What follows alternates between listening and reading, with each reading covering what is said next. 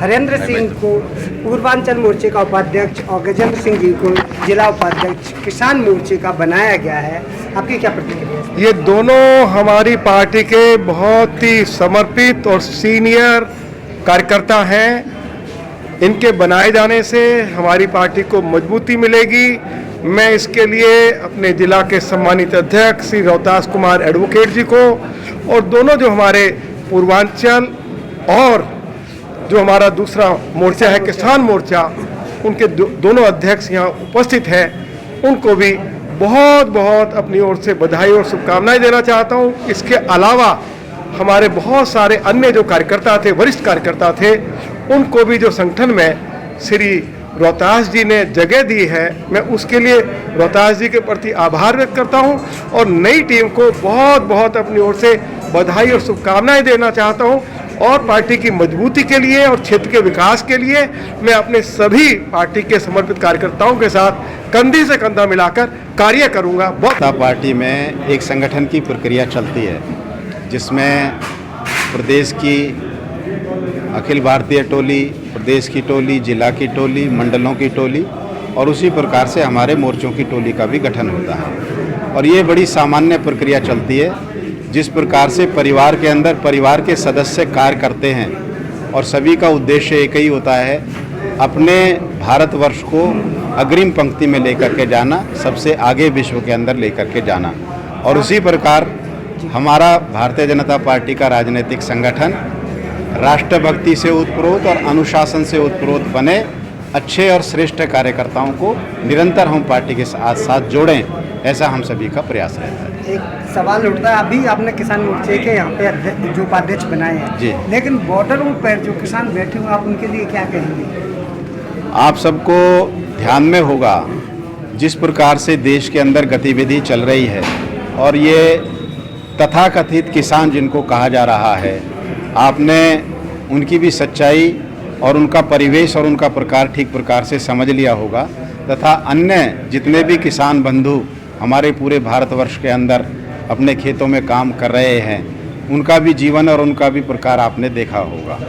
सभी क्षेत्रों में हमारा काम जाए, हमारा संगठन सर्वव्यापी और सार्वभौमिक बने, इस उद्देश्य से हम सभी मोर्चों का और कार्यकर्ताओं का संचयन करते हैं। आपको बता दें, हरेंद्र सिंह जी हैं जो जिले में उपाध्यक्ष बनाए गए हैं पूर्वांचल मोर्चे के, और दूसरी तरफ जो गजेंद्र सिंह चौहान जी उपाध्यक्ष किसान मोर्चे के बनाए गए हैं। हम आज इन लोगों से बात करेंगे और जानेंगे कि कितनी बड़ी जिम्मेवारी इन लोगों के कंधे पर आई है और उस जिम्मेदारी को ये लोग कैसे निभाएंगे। आइए हम बात करते हैं हरेंद्र जी से और गजेंद्र चौहान जी से।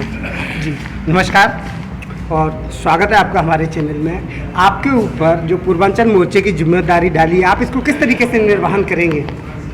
हम निर्वहन करेंगे तन मन धन से। तन मन धन से। और संगठन को मजबूत करने के लिए क्या करेंगे? समझिए, संगठन को मजबूत करने के लिए कोशिश करेंगे जो हमारे नियर डियर जो अच्छे पूर्वांचल के लोग हैं उनको संगठित करें, उनको संगठित करें और अपने संगठन में जोड़ें ताकि संगठन में मजबूताई आ जाए। जी जी जी। चलिए गजेंद्र जी से बात करते हैं। गजेंद्र जी, आपके ऊपर किसान मोर्चे का जो उपाध्यक्ष की जिम्मेदारी सौंपी गई है, आज के हालातों को देखते हुए भी ये जिम्मेदारी बहुत बड़ी मानी जाती है। आप आज के जो हालात हैं उस पर क्या प्रदेश रखते हैं? बहुत बहुत धन्यवाद आपका और आपके चैनल का। मुझे जो जिम्मेदारी किसान मोर्चे में दी गई है, मैं इसको एक अभियान के रूप में लेता हूं और जो किसान की समस्याएं हैं वो वास्तविक समस्याएं तो उठानी चाहिए। आज जो 2 महीने से 2.5 महीने से ये किसान बैठे हुए हैं, दरअसल ये वो किसान नहीं है जो किसान होने चाहिए। ये तो केवल राजनीति सेकने वाले, राजनीति की रोटियां सेकने वाले हैं।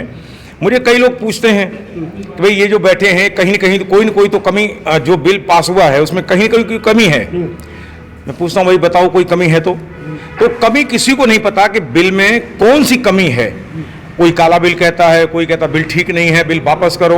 तो काला बिल है तो क्या काला है इसमें, किसी को नहीं मालूम है। और अगर ये बिल ठीक नहीं है, पहले वाला ठीक था, तो पहले किसान की बदहाली क्यों थी? आज की सरकार है, ये मोदी की सरकार है जिसने केवल एक पहली सरकार ने ये कहा है कि हम किसान की आय को दोगुना करेंगे।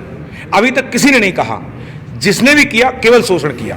हाँ, जो धरने में बैठे हैं उनका नुकसान अवश्य होने वाला है, क्योंकि वो दलाल हैं जो मंडियों में दलाली करते हैं, और उनको जो दलाली है वो अब खत्म होने वाली है, और ये उनकी समस्या है, इसलिए वो धरने में बैठे हुए मैं हैं। आपको रोक रहा हूँ यहाँ पे, और मैं ये पूछ रहा हूँ कि अगर वो दलाल हैं तो सरकार उसकी चारों तरफ से घेराबंदी करके क्यों साबित करना चाहती है कि वो किसान हैं? नहीं, सरकार उनको ये बताना जनता को ये एक्सपोज करना चाहती है कि किसान नहीं है, ये आतंकवादी हैं जो लाल किले के ऊपर जाके और झंडा फहराते हैं और पुलिस को लाठियों से, डंडों से और तलवार से मारते हैं। ये सरकार एक्सपोज कर रही है, और जो पूरी तरह से सरकार ने एक्सपोज कर दिया है इनको, ये वास्तव में किसान नहीं है। अगर किसान होते तो ये इस तरह के जैसे हरकतें कर रहे हैं, ये हरकत नहीं करता किसान। नहीं, वहाँ पे जो मौजूदा लोग हैं उनका कहना है कि शांतिपूर्ण प्रदर्शन कर रहे थे, बाहर से अंदर से जो बाहर से लोग आए वो अंदर घुसे, उन्होंने ये उपद्रव कराया। इसके लिए वो खुद ही वो कह रहे हैं कि हम इसके घोर विरोध करते हैं। फिर आप क्या कहेंगे? ये लाल किले की घटना को देख के तो बिल्कुल नहीं कहा जा सकता उनका शांतिपूर्ण प्रदर्शन था। झंडे लगाने ऊपर जाके वहाँ क्या कौन सा क्या मिलने वाला है, या पुलिस वालों को मारा। आपने देखा होगा लाल किले से 20-25 फुट से लोगों ने, पुलिस वालों ने अपनी कूद के जान बचाई है। कौन कूदता है? 2 फुट नीचे नहीं कोई कूदने को तैयार है। 25 फुट कूद के लोगों ने जान बचाई पुलिस वालों ने। अगर नहीं कूदते तो वो लाठी डंडों से, तलवार से हमला कर रहे थे, एक भी नहीं बचने वाला था, क्योंकि पुलिस को आदेश नहीं था डंडे मारने का, गोली चलाने का। जो सरकार, जो पार्टी दूसरे देश में घुस के मार सकती है, वो यहाँ तो मार सकती है आराम से, लेकिन धन्य है मोदी सरकार और धन्य दिल्ली की पुलिस, जिसने उन किसानों के, जो तथाकथित किसान हैं, डंडा भी नहीं चलाया। नहीं, आपको क्या लगता है वहाँ पे केवल जो बाहर से लोग आए हैं और दलाल लोग हैं, वहाँ पे किसान कोई भी नहीं है? देखिए, किसान जो भी हैं उनको तो पता ही नहीं है कि कानून क्या है। आप किसी किसान से पूछ के जाके देख लो, कोई किसान एक बता दे कि 3 कानून 3 हैं क्या, और उनमें काला बताते हैं तो काला क्या है, किसी को नहीं पता कानून क्या है और काला क्या है। वो या तो बहकावे में आए हुए हैं या उनके साथ किसी मजबूरी में आए हुए हैं। अभी एक ऑडियो चल रहा है, वो ऑडियो में कहता मुझे तो 3,000 रुपये मिलते हैं, ट्रैक्टर लेके आया हूँ, मैं तो बीजेपी का समर्थक हूँ, मैं तो 3,000 मिलते हैं इसलिए पढ़ा हूँ यहाँ पे। तो क्या कहोगे, कौन से किसान, जो अच्छे किसान भी हैं वो भी किसी न किसी लोभ बस आए हुए हैं। समस्या यहाँ किसान की बिल्कुल भी नहीं है, समस्या यहाँ अपनी लेके लोग खड़े हैं, और जो समस्या इस सरकार ने किसानों की जो थी उसको हल कर दिया है, अब ये हल नहीं चाहते हैं। महेंद्र सिंह टिकैत, जो राकेश टिकैत के पिताजी हैं, सारी उम्र इस लड़ाई को लड़ते रहे कि दलालों को खत्म किया जाए। जब सरकार ने दलालों को खत्म कर दिया तो अब ये लड़ रहे हैं कि दलालों को रखा जाए। ये इनका अपना खत्म होने का रास्ता है, इसलिए ये लड़ रहे हैं। अच्छा, आपको किसान मोर्चे का जो उपाध्यक्ष बनाया गया है, तो आपको क्या लगता है कितनी जिम्मेवारी आपके कंधे पर डाल दी गई है? देखिए, यहाँ दिल्ली में वैसे किसान तो है नहीं, और होंगे भी तो हमारे क्षेत्र में नहीं है, लेकिन किसान मोर्चे का काम जो है वो एक्चुअली ये कह सकते हैं कि किसान मोर्चे का नहीं, एक बीजेपी का काम है। और भाजपा की जो नीतियां हैं उनको जनता तक पहुंचाना, भाजपा के जो कार्य हैं उनको जनता तक पहुंचाना, जनता को जो सीधी सीधी बात है जनता तक पहुंचे, जनता को जानकारी मिले। क्योंकि जो जानकारियां आती हैं वो हो सकता है कि उनमें हमारे विरोधी उन बातों को सीधे सीधे नहीं पहुंचने देते होंगे। तो हमारा काम है, भाजपा के कार्यकर्ता का काम है कि जनता को जो भाजपा की नीतियां हैं, जो केंद्र सरकार की नीतियां हैं, उन नीतियों को जनता तक पहुंचाए। ये ऊपर से जो आदेश मिलेगा कि किसानों के लिए जो उपलब्धियां हासिल करेगी या किसानों के लिए जो उपलब्धियां लेके आएगी सरकार, उसको अब जनता तक किस तरीके से पहुंचाएंगे?